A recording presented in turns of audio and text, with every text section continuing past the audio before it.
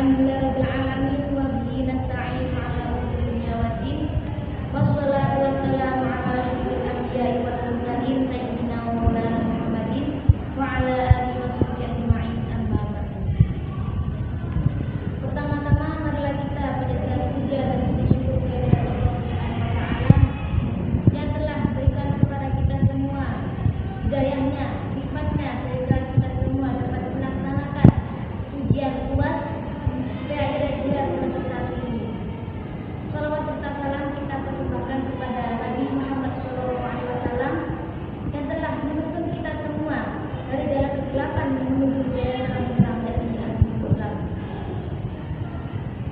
Alhamdulillah saya di sini mendapatkan tugas, mendapatkan amanah dari Bapak dosen yaitu Bapak Syarifullah yang saya hormati, yaitu mendapatkan tugas untuk mencari makalah berjudul jenis-jenis paragraf serta menuangkan gagasannya dalam paragraf.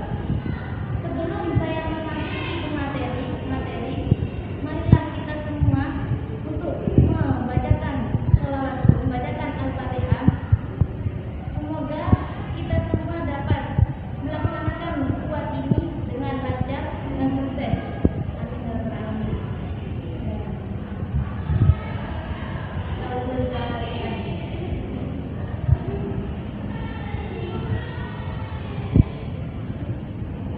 Terima kasih saya sampaikan. Oke, sekarang kita masuk kepada judulnya yaitu jenis-jenis paragraf serta menuangkan gagasannya dalam paragraf. Membahas tentang jenis-jenis paragraf. Oke, masuk pada yang pertama materinya yaitu pengertian paragraf. Paragraf adalah seperangkat atau sekelompok kalimat yang tersusun dari satu kalimat pokok dan beberapa kalimat penjelas. Maksudnya, di dalam paragraf itu terdapat beberapa kalimat dan beberapa pokok yang mana dalam pesan itu ada penjelas dan pokok-pokoknya. Yang kedua, maksudnya kalimat pokok itu sendiri yaitu kalimat yang berisikan masalah atau kesimpulan dari paragraf. Nah, kalimat pokok itu termasuk kalimat yang berisi tentang kesimpulan. Kalimat penjelas itu suatu kalimat yang berisikan penjelasan masalah yang terdapat di kalimat pokok. Nah, sudah jelas kalau kalimat penjelas ini yaitu sebagai penjelasan dari kalimat pokok. Masuk pada materi selanjutnya yaitu ciri-ciri paragraf, diantaranya yaitu ada beberapa paragraf ciri-cirinya, yaitu yang pertama, kalimat awalnya itu terletak agak menjorok ke dalam. Maksudnya agak menjorok ke dalam itu 5 spasi. Terus yang kedua, paragraf itu memakai pikiran utama. Nah, paragraf itu yang pertama memakai pikiran utama yang dinyatakan dalam sebuah paragraf itu sendiri. Terus yang ketiga, setiap paragraf itu memakai sebuah kalimat topik dan juga terlebihnya merupakan kalimat pengembang yang mempunyai fungsi menjelaskan. Setiap paragraf itu pasti mempunyai fungsi menjelaskan. Terus yang keempat, paragraf itu memakai pikiran penjelas yang dinyatakan dalam kalimat penjelas. Di dalam paragraf itu kan tadi sudah dijelaskan ada kalimat pokok dan kalimat penjelas. Nah, ini dijelaskan. Paragraf itu memakai pikiran penjelas.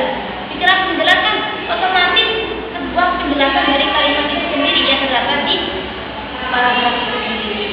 Oke, masuk pada materi selanjutnya. Fungsi paragraf. Fungsi paragraf itu mempunyai beberapa fungsi. Yang pertama, mengekspresikan gagasan yang tertulis dengan memberikan bentuk suatu pikiran. Terus yang kedua, untuk menandai kalimat gagasan baru dari kalangan yang terdiri beberapa paragraf. Nah, maksudnya ketika satu paragraf itu membahas pokok itu sendiri. Nah, kalau lanjut paragraf yang lain, nah pasti paragraf yang satu sama dua gagasannya itu berbeda. Terus yang ketiga, untuk memudahkan pengorganisasian gagasan bagi yang menulis dan memudahkan pemahaman bagi yang membaca. Sudah jelas yang ketiga itu memahamkan bagi si pembaca. Yang keempat yaitu memudahkan pengembangan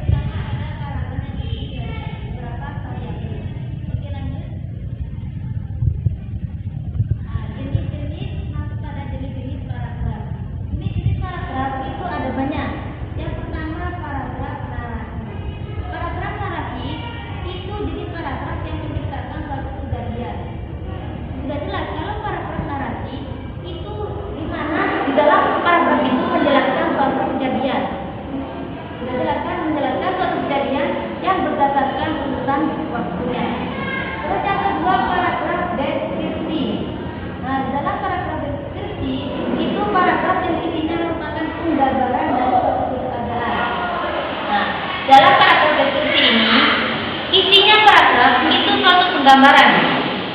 Ada suatu kata-kata yang mana ketika pembacanya membaca pasti ikut merasakan, ikut menggambarkan sesuatu yang ada dalam bacaannya. Terus yang ketiga, paragraf eksposisi, yaitu suatu paragraf yang bertujuan untuk memaparkan, menyampaikan informasi. Sudah jelas kalau eksposisi itu paragrafnya tujuannya itu untuk menyampaikan informasi. Oke, lanjut. Masih dalam jenis-jenis paragraf, yaitu yang istilahnya paragraf argumentasi. Sudah jelas kalau paragraf argumentasi ini suatu jenis paragraf yang mengungkapkan ide, gagasan atau pendapat penulis. Argumentasi kan argumentasi sesuai pendapatnya masing-masing. Betul. Kalau argumentasi itu suatu jenis paragraf yang mengungkapkan ide satu orang kepada dengan orang lain. Nah, itu berbeda-beda. Terus paragraf persuasi. Paragraf persuasi ini suatu bentuk atau jenis karangan yang mempunyai tujuan membaca supaya ingin berbuat sesuatu sesuai dengan keinginan penulisnya. Persuasi itu artinya mengajak. Kalau paragraf persuasi berarti paragrafnya itu isinya mengajak seseorang pembaca untuk ikut pada yang diajaknya itu. Masuk pada materi selanjutnya, yaitu macam-macam paragraf berdasarkan letak kalimat utamanya. Macam-macam paragraf berdasarkan kalimat utama itu ada 3. Yang pertama paragraf deduktif. Nah, kalau deduktif itu kalimat utamanya di awal paragraf. Intinya kalau deduktif itu kalimat utamanya terletak di awal paragraf. Nah, beda dengan paragraf induktif. Sebaliknya, ya. Kalau deduktif di awal paragraf, kalau induktif di akhir paragraf. Nah, terus kalau campuran itu terdapatnya kalimat utama di awal dan di akhir paragraf. Kalau campuran itu sudah jelas, gitu. Di awal kalimat utamanya itu di awal dan di akhir kalimat, di akhir paragraf. Oke, lanjut. Yang terakhir yaitu masuk pada kesimpulan. Kesimpulannya, paragraf itu bukan berkaitan dengan segi keindahan, tetapi pembagian per paragraf ini memiliki beberapa kegunaan. Nah, maksudnya di dalam paragraf seorang penulis itu menulis paragraf itu bukan hanya untuk mengindahkan tulisannya, tapi tujuannya menulis paragraf itu mempunyai kegunaan masing-masing dalam penulisannya. Yang pertama sebagai penampung fragmen, yaitu ide pokok atau gagasan pokok. Jelas-jelas kan tadi paragraf itu mencakup kalimat pokok dan kalimat penjelas. Sudah jelas. Terus yang kedua, alat untuk memudahkan pembaca memahami jalan pikirannya. Nah, kalau kita membaca paragraf pertama, otomatis kita akan tahu jalan alurnya ke bawahnya. Oh, ini membahas tentang ini.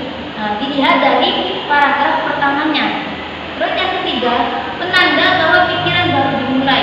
Nah, tidak jelas. Yang keempat, alat bagi pengarang untuk mengembangkan jalan pikirannya secara sistematis.